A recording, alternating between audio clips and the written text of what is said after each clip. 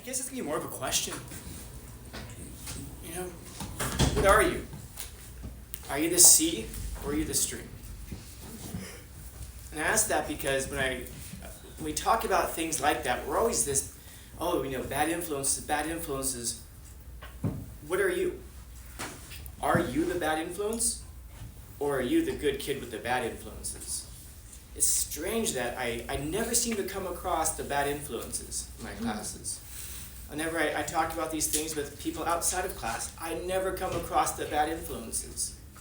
Everybody is convinced that we're the sea and that we're not the bad influence. But I guess the question becomes, what makes you the good influence then? What makes you think that you're somebody who's able to stand up so strong against the stream? Because the point is that it's a stream. It's not a river. It isn't a tsunami. It isn't an ocean that's coming over and overtaking the smaller sea. It's a stream. So what are the streams in your life that feed into the character that you're building? For example, if I were to ask you what your values are, well, I'm honest. Okay, what's the stream that's feeding into your life that makes you such an honest person? Is it the music that you're listening to, which preaches virtue? Does the music that you're listening to, does it reinforce that value of loyalty and strength and honor, courtesy, kindness, if that's your value? Or is the stuff that you're listening to do the complete opposite? I mean, it's I don't know if there's another way of expressing it except for narcissism to say, no, I'm the good person, and if I look at my influences though, man, I don't think there's anything that reinforces that. Then I would wonder, what are the streams that are feeding into you? And I would ask for a pH test of you as a C. I want to see what it is that's comprising your character. What are the movies that you're watching? What are the videos that you're watching? What's the music that you're listening to? What are the familial influences? What are your friends like? Why is it that if I looked at most people's lives, and if you're offended by this, good, because I am talking about you, if you're offended by this. And if you're not offended by this and you're just taking it in, good, maybe it's not about you then. But it's still worth hearing either way. What are the streams that are feeding into you? If I were to look at your life, if you were to look at your life, what would you see being fed into you? Are you seeing positive influences? I don't just mean things that are just like, oh, be nice to each other. You know, like I think back to the Black Eyed Peas. You guys remember that group?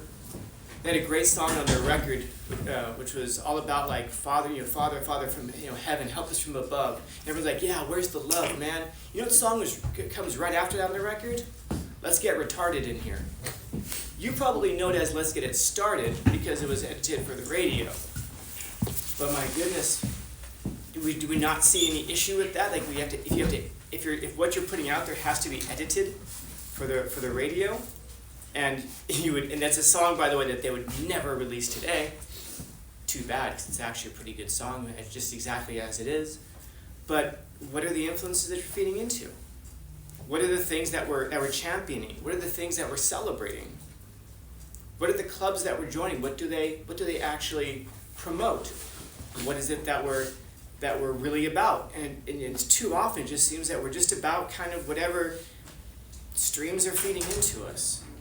But we allow those streams to enter into us. We think about those. You have to make an appointment for those. You have to go on and look for the music. Or worse yet, my goodness, think about the things that are being fed into you by the algorithm. What does the algorithm tell you? Because you aren't just sitting there just listening to whatever you're listening to, and all of a sudden you get, country music fed into your stream. You have to tap into that. So you aren't just sitting there listening to whatever you're listening to, and all of a sudden, Christian music gets fed into your stream, or Islamic music gets fed into your stream. You have to make an appointment to decide what you're listening to, and then the algorithm feeds you what they think you're going to like. And so it's an interesting thing to look at. What is it that this algorithm is telling me I'm going to like based off of the selections that I'm making for my music right now? What are your recommendations like on your YouTube? What are your recommendations like on your Netflix? What does the algorithm say? You know what? Based on the stuff you've liked so far, based on this trash you've liked so far, I think you're really going to like this stream. Or Maybe you look at your stream and you say, no, actually the stuff that they're feeding me is pretty positive. I don't mean positive in the sense of like, let's just love everybody, because that's just feeding us lies. None of us does that. It's like when we say we should tolerate everybody, none of us believes that. If you think that we should just tolerate everybody exactly as they are, I'd never let you around my children. I hope you'd feel the exact same way. Thinking about the streams that we're not just allowing in, but that we're cultivating. When we look at the algorithms, the things that come in because we've already told the world, these are the things that we like, these are the things that we listen to, and so give me more of all of that.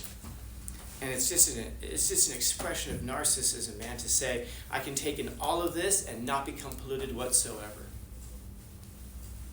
I would suggest to you that if you believe that, you probably are exactly the stream that Nietzsche is talking about here. And you don't even know it. Because it's the water that you're swimming in, and you just don't even know that you are the bad influence. Or that you're a big part of the wave that's riding through that stream, that's feeding into the culture, the bad influence. And we say, well, yeah, but music is so degenerate, movies are so degenerate, what am I supposed to do? Not participate in the evil that you condemn? I mean, if you really condemn it. Unless you don't really condemn it. Unless you're like most of us and say, I don't know, it's kind of interesting though, isn't it? It's kind of tantalizing. And then all of a sudden the algorithm says, yes, here's more of it then. And suddenly we're having to defend it even psychologically. Well, I mean, it's interesting. It's not about the lyrics. I just like the beat. Really? If any of you really like the beat, let me know. I can provide you with some music that you will find incredibly offensive in terms of lyrical content, but they got great beats. I promise you. And I bet you'd probably turn away from that and just be like, oh my God, that what they're saying. So the words do matter. Of course they matter. Only a narcissist is going to say the words don't matter. Somebody who's willfully blind to the streams that are feeding into their lives. But my God, what do you want your life to look like? Do you want your life to look like the music that you're listening to and the videos that you watch and the movies that you're fascinated by? Is that what you want your life to look like? And I know there will be some people who are going to say, yeah, I believe you. And the reason I believe you is because you're probably one of the very few honest people.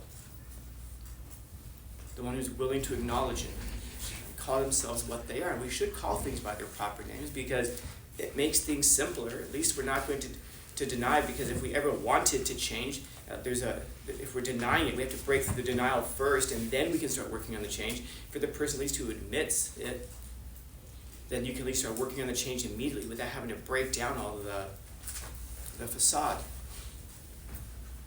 But I say this because I don't know what you are. I don't know if you're the stream. I don't know if you're the river. I don't know if you're the tsunami. I don't know if you're just the sea that's hanging out and taking in the positive or the negative.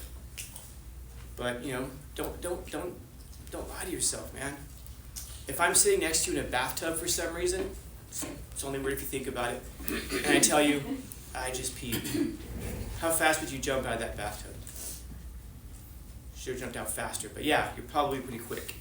If I'm standing next to you in like a kiddie pool, and we're standing there, I go, I just peed. You probably jump out pretty quickly. Why? Well, it's just a little bit of pee, isn't it? No, any pee at all is gross. If I'm standing next to you at a pool, and I tell you I just peed in the pool, you would create some distance between us probably, because it's still gross.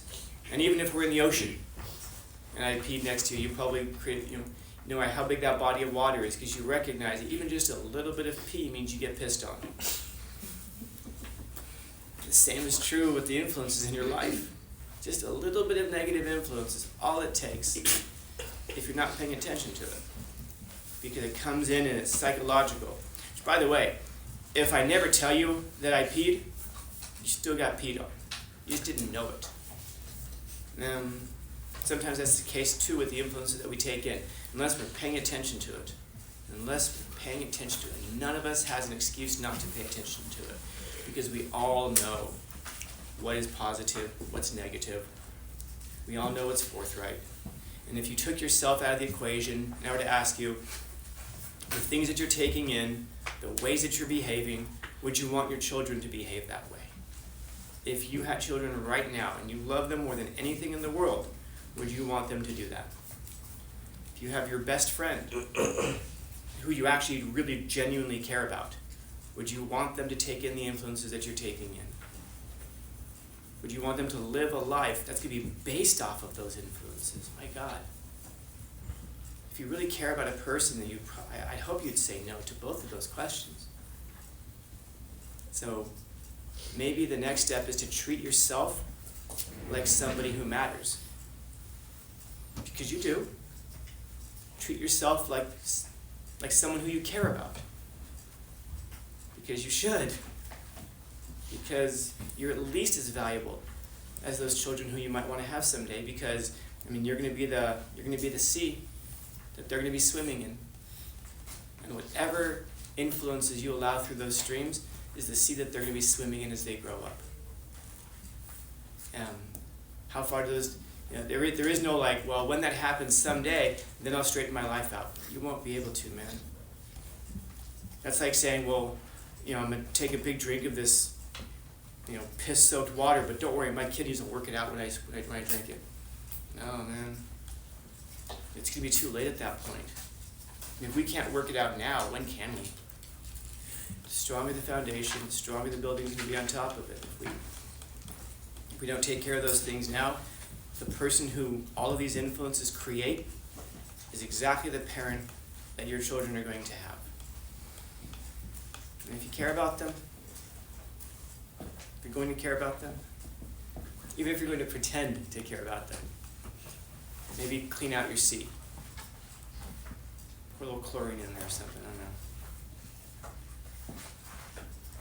Questions, comments, concerns, complaints, criticisms, critiques?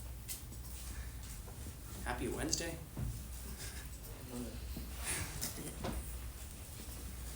If I just came in and pissed in the classroom.